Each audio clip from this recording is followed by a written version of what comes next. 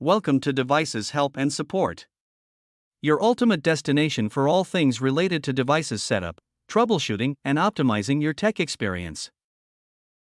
Today, we're diving into the ultimate home security solution, the UFI Homebase 3.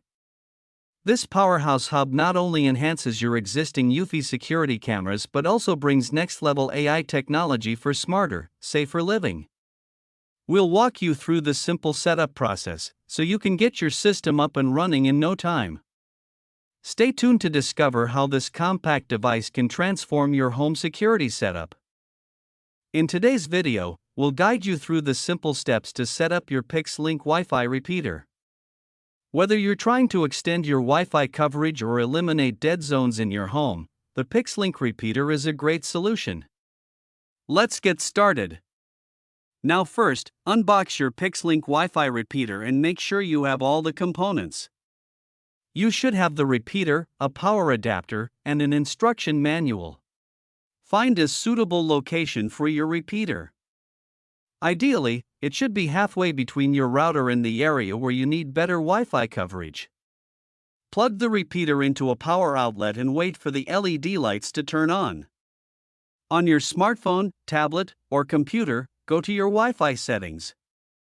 Look for a network named Pix-Link XXXX and connect to it.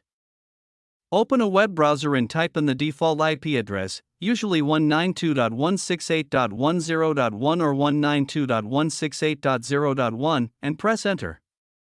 You should see the Pix-Link login page. Enter the default username and password provided in the manual, typically admin for both fields. Once logged in, first select the mode you want to use. Repeater mode is most common.